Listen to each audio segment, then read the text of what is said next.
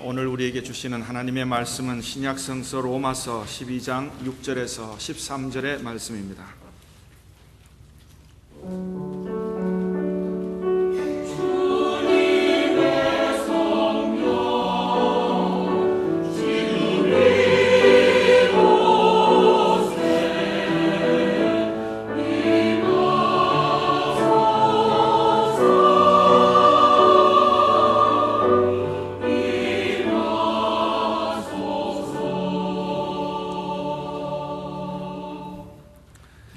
우리에게 주신 은혜대로 받은 은사가 각각 다르니 혹 예언이면 믿음의 분수대로, 혹 섬기는 일이면 섬기는 일로, 혹 가르치는 자면 가르치는 일로, 혹 위로하는 자면 위로하는 일로, 구제하는 자는 성실함으로, 다스리는 자는 부지런함으로, 긍휼을 베푸는 자는 즐거움으로 할 것이니라. 사랑에는 거짓이 없나니 악을 미워하고 선에 속하라. 형제를 사랑하여 서로 우애하고 존경하기를 서로 먼저 하며, 부지런하여 게으르지 말고 열심을 품고 주를 섬기라. 소망 중에 즐거워하며 환난 중에 참으며 기도에 항상 힘쓰며 성도들의 쓸 것을 공급하며 손 대접하기를 힘쓰라. 아멘. 이번 돌아오는 수요일부터 우리 수요 기도 모임 시간에 믿음 생활의 터다지기 기초 공부를 이제 한 2달 동안 하게 됩니다. 기초 공부니까 나는 기초는 됐다 할 필요가 없다 생각하지 마시고, 내가 믿음 생활에 바른 길을 가고 있는지를 점검하시고, 내가 참 나의 기초를 더욱더 잘 다지기 위해서 여러분들 참여하셔서 함께 한 이 가을을 맞이하는 2달 동안 여러분의 믿음이 더욱더 굳건해지시기를 간절히 기원합니다. 아직 2차 세계대전이 일어나기 전에 독일이 경제난을 겪을 때 우리가 잘 아는 위대한 과학자 아인슈타인 박사도 그 가정이 끼니를 걱정하고 살았다고 합니다. 그때 미국에 사는 친구 중에서 그를 사랑하는 한 사람이 편지 속에 수표를 한 장 넣어 보냈습니다. 그런데 수표를 보내고 얼마가 지나도 소식이 없으니까 석연치 않아서 전화를 했는데 그 부인이 전화를 받았습니다. 일전에 내가 돈을 붙여드렸는데 그 돈을 받았는지 궁금해서 전화를 했습니다. 그 부인이 깜짝 놀랐습니다. 우리는 미국에서 받은 게 하나도 없습니다. 그리고 우리 남편은 지금 3일째 끼니도 제대로 잊지를 못하고 그냥 서재에서 연구만 하고 있습니다 하고 대답을 합니다. 그러자 이 미국의 친구가 알아채기를, 이 아인슈타인 박사는 자기 연구에 몰두하다가 수표가 온 것도 잊어버린 것 같으니까 부인에게 그 수표를 찾아보라고 당부했습니다. 그래서 부인이 찾아보니까 정말 그 친구의 편지와 수표를 받아놓고 봉투째 책갈피에 꽂아놓고 잊어버리고 연구에만 몰두하고 있었다는 겁니다. 어떻게 보면 참 바보 같습니다. 그 수표를 사용해서 배부르게 먹으면서 일을 할 수 있었는데 책갈피에 꽂아놓고 잊어버리고 연구에만 몰두한다는 게 참 답답하게 보이기도 합니다. 그렇지만 그래도 이런 이야기를 들으면 아인슈타인의 연구 정신이 남달랐던 것을 알 수 있지 않습니까? 아마 아인슈타인을 본 적이 없는 사람이지만은 우리 모두가 이런 이야기를 들으면 그가 얼마나 연구에 집중했던가 하는 것을 알 수가 있습니다. 우리 사람이 멋있을 때는 그가 어떤 일에 열심을 다해 집중하고 있을 때, 그때 그 사람의 모습이 멋이 있다고 합니다. 예를 들면 학생들이 공부에 열중하고 있을 때 부모님들은 흐뭇합니다.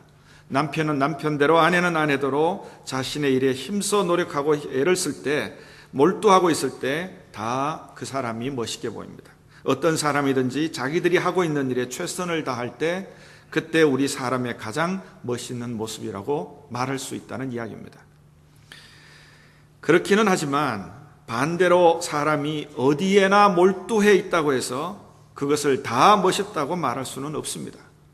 사람들이 정직하게 일하는 것 이외에 술이나 도박에 빠져 있을 때, 혹은 젊은이들이 유행에만 몰두해서 세상의 향락이나 파티에 빠져 허구한 날 시간을 허비하고 보내고 있을 때, 그건 아름다운 게 아니라 추하다고 말을 해야 할 것입니다. 그렇기 때문에 사람은 누구나 살아가는 일에 바른 열심을 가져야 합니다. 내가 내 일을 하면서도 내가 왜 이걸 해야 하는지 알지 못하는 것, 아니면은 어쩔 수 없어서 그저 억지로 하루하루 그냥 일하며 사는 것, 이런 것도 불행하지만 바른 일을 하는데도 그 일에 열심을 가지지 못한다면 그것도 보람 있는 삶이라고 하기는 어렵습니다. 그래서 바른 꿈과 노력, 또 바른 목표와 거기에 열심히 다하는 것, 이 두 개가 조화가 되어야 내적인 멋과 아름다움이 있고 살아가는 사람의 삶의 기쁨도 있게 되는 것입니다. 지난 주일 예수님이 사람들을 부르셔서 제자를 삼으시고 사도로 택하신 그 말씀을 드렸습니다. 이처럼 예수님이 제자와 사도로 부르신 데는 그 분명한 이유와 꿈과 목표가 있었습니다. 그리고 당신의 제자들이 예수님의 꿈과 목표대로 열심히 일해줄 것을 기대하시면서 그들과 3년의 삶을 같이 지냈습니다. 마침내 제자들은 목숨까지 아까워하지 않으면서 기꺼이 예수님의 복음을 위해서 죽기까지 할 만큼 목표와 꿈을 향해서 살았습니다. 이것이 제자의 삶입니다. 이와 같이 오늘의 말씀도 우리가 부름받은 모든 그리스도인들이 어떤 태도로 교회 생활을 하며 믿음으로 살 것인가, 그 삶의 태도와 목표를 가르치는 중요한 말씀들입니다. 모든 바울 사도의 편지의 후반부에는 항상 믿음 생활, 교회 생활에 대한 교훈을 전하는 그런 특유의 편지 스타일을 가지고 있는데, 오늘 본문 말씀이 적힌 로마서 12장부터 마지막 16장까지도 그 같은 실천적인 말씀을 우리에게 전해줍니다. 특히 이 로마서 12장은 은혜를 받은 그리스도인들이 어떤 태도로 예배를 드려야 하는가, 또 교회의 생활과 직분에 관해서, 그리고 헌신하는 삶에 대해서 말씀해 주고 있습니다. 우리가 제자로 부름받아 살아갈 때 우리 삶의 가장 중요한 부분은 교회 생활에서 일어나는데, 서로 각각 다른 은사를 받아서 교회를 섬기지만 그 섬기는 태도, 섬기는 목표는 동일해야 하다는 것을 가르쳐 줍니다. 그런 교회 생활의 태도와 목표를 어떻게 표현하느냐? 성실하게, 부지런하게, 즐거움으로 하라, 그리고 선에 속하라, 또 열심을 품고 주를 섬기라 하는 말씀들, 아주 간단하고 평범한 말씀들로 우리에게 표현해 주고 있습니다. 성도 여러분, 성경은 진리를 말씀하는 책입니다. 그러나 그 진리는 거창한 데 있지 아니하고 아주 단순하고 간단하게 표현되어 있습니다. 예수님이 말씀하신 것처럼 모든 율법의 가장 큰 계명은 하나님을 사랑하는 것이고 이웃을 사랑하는 것이라고 하신 것처럼 이렇게 간단하고 명료하게 모든 진리를 우리에게 표현해 줍니다. 또 성경은 절대로 우리에게 어떤 인간적인 모습을 목표로 가르치지 않습니다. 그 대신 예를 들면 먼저 그의 나라와 그의 의를 구하라 하는 말씀과 같이 본질적이고 천국의 것을 우리에게 목표로 가르쳐 주십니다. 그래서 깊이 생각해 보면 사실은 절대로 평범한 것들이 아닙니다. 창조주이신 하나님을 내가 정말 사랑한다고 하면 내 모든 일이 하나님을 사랑하기 때문에, 또 하나님이 주신 일과 내 삶이기 때문에 성실하게 감사함으로 즐거움으로 할 수 있게 되는 것입니다. 이처럼 오늘 본문이 말씀하는 신자의 바른 태도를 가르치는 말씀은 선에 속하라, 또 열심을 품고 주를 섬기라 하는 말씀이 대표적이라고 생각합니다. 첫째 중요한 말씀은 선에 속하라 하는 말씀입니다. 이 속하라 하는 말씀의 뜻은 마치 풀로 붙여 놓은 듯이 떨어지지 않는다 하는 뜻입니다. 일반적으로 말한다면 선에 속하라 하는 말을 선과 악의 선택 중에서 항상 선함을 택하고 도덕적으로도 선하게 살아가라 하는 뜻일 수도 있습니다. 그렇지만 더 참된 뜻은 그리스도에게 속하라 하는 뜻입니다. 왜냐하면 이 세상에서 가장 선한 일은 예수님을 믿고 회개하고 예수님과 함께 살아가는 그 일이야말로 가장 선한 일이기 때문입니다. 그래서 선에 속하라 하는 말씀은 교회 생활할 때 제자라고 한다면 주님의 삶의 모습, 주님의 인격, 주님의 말씀과 나의 삶이 풀로 붙인 듯이 하나가 되어 있다 하는 의미로 속했다 하는 말로 표현하는 것입니다.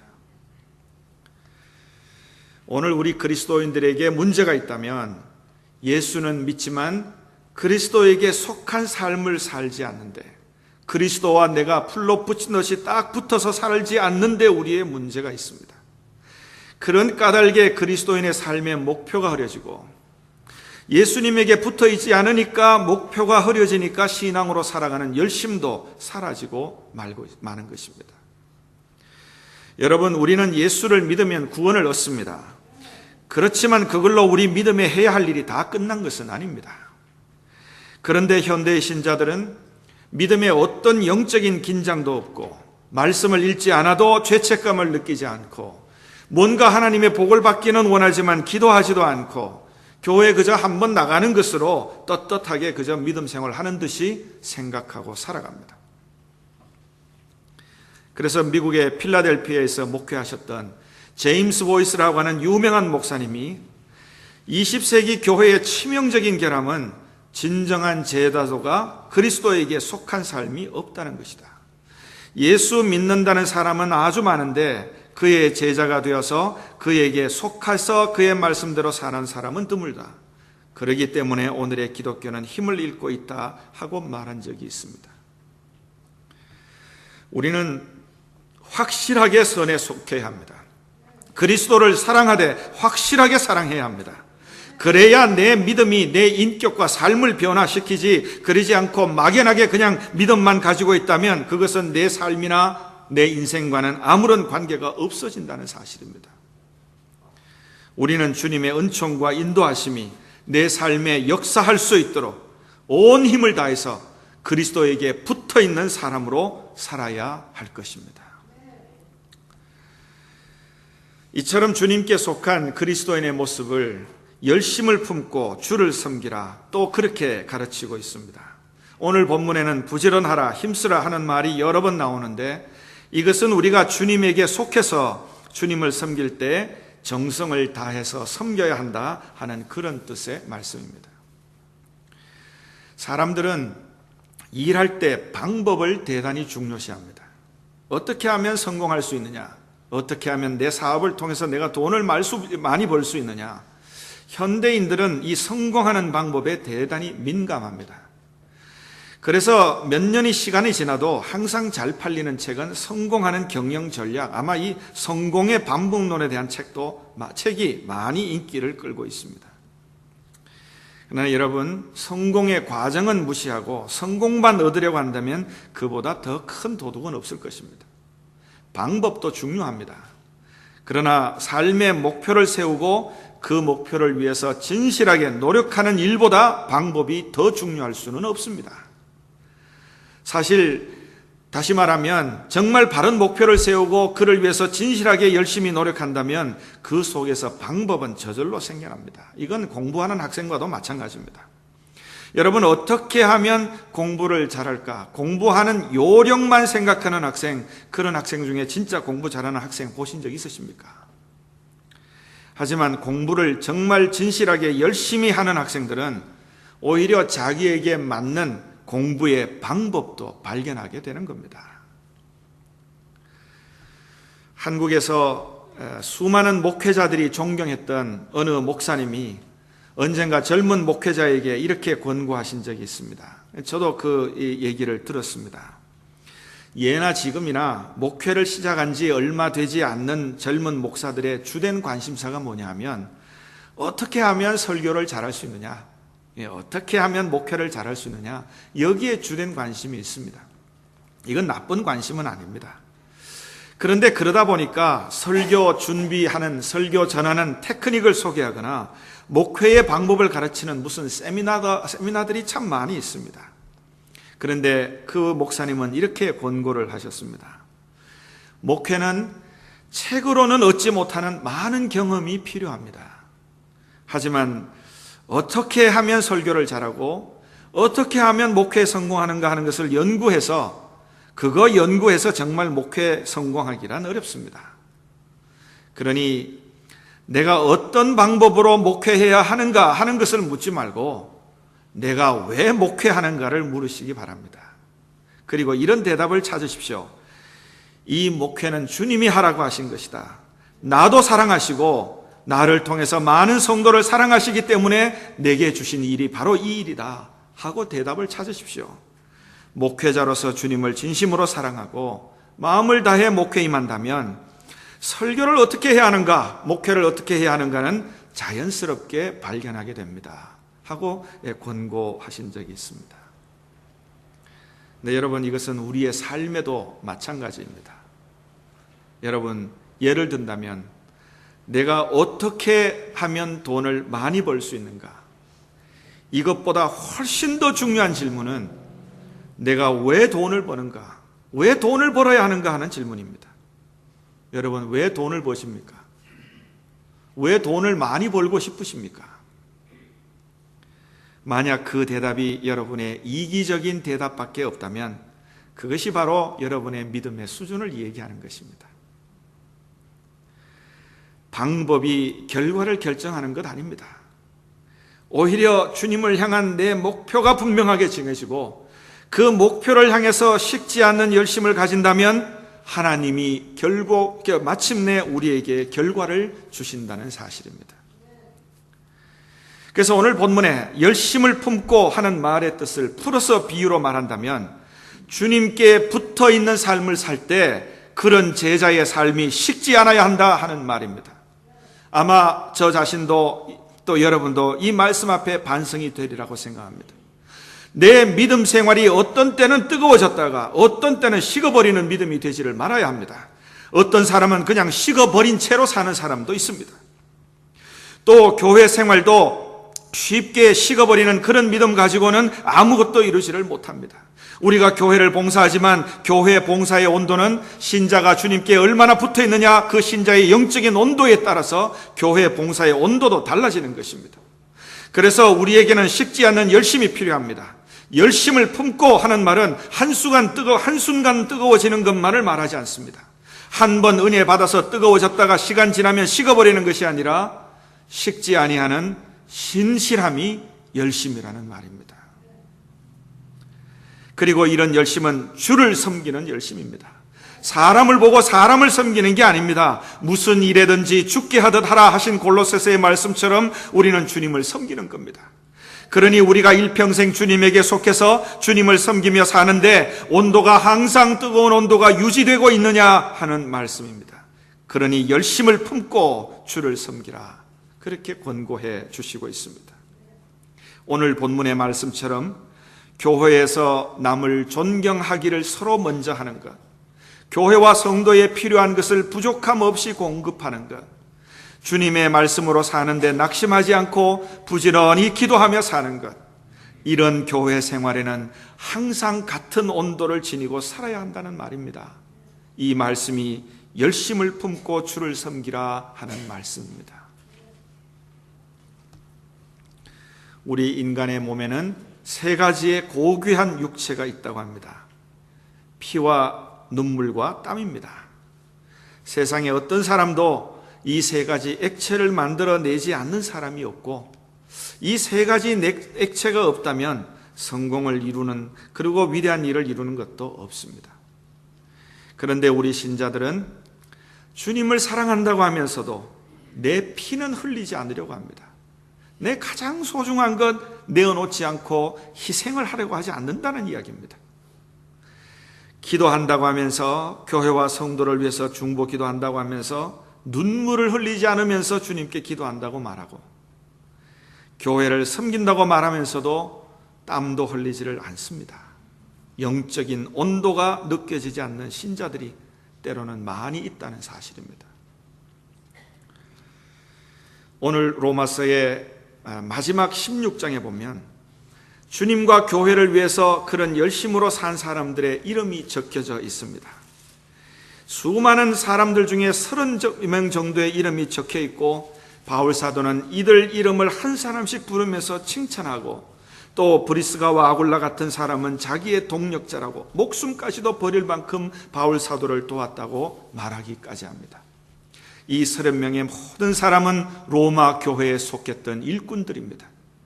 바로 이런 일꾼들이 있었기 때문에 로마 교회는 박해를 견뎌내고 세계 교회의 본산이 된 것이라는 얘기입니다. 그들이 바울 사도를 도우고 신앙과 교회에 대해서 열심을 식지 않고 온 인생을 보냈기 때문에 가능한 일입니다. 바로 이런 사람들이야말로 요한계시록 3장에서 말하는 하나님 성전의 기둥 같은 사람들입니다. 저는 36주년을 맞이한 우리 교회 이 자리에 계시는 모든 분들이 바로 하나님의 성전 기둥 같은 주님께 속하고 주님을 아는 일에 열심을 품고 신앙으로 살아가는 그런 성도들이 되시기를 간절히 기원합니다. 교회를 섬기는 열심과 주님을 닮기 원하는 노력으로 여러분의 삶을 엮어가실 수 있기를 바랍니다. 신앙의 땀과 열심 속에 36년 된 우리 교회가 더 자라나서 주님의 은혜가 가운데서 기뻐하는 교회, 그리고 기쁨을 전하는 성도들이 되실 수 있기를 간절히 기원합니다. 기도하시겠습니다. 시간 기도하실 때 이처럼 참 우리 교회 생활, 믿음 생활에 예수님의 제자를 닮아서 신실한 제자가 되기를 소원하며 우리에게 주시는 권고의 말씀들을 마음에 기억하며 기도하시기를 바랍니다. 우리도 내 한평생 살아갈 때에, 이제 내 일생을 마치고 주 앞에 나아갈 때에 참으로 주께 속하여서 참 열심을 품고 식지 않는 믿음의 온도를 가지고 섬기는 가운데 하나님 앞에 갔을 때 착하고 충성된 종이라 칭찬받기를 소원하고 다짐하는 그 마음으로 이 시간 기도하시기를 바랍니다.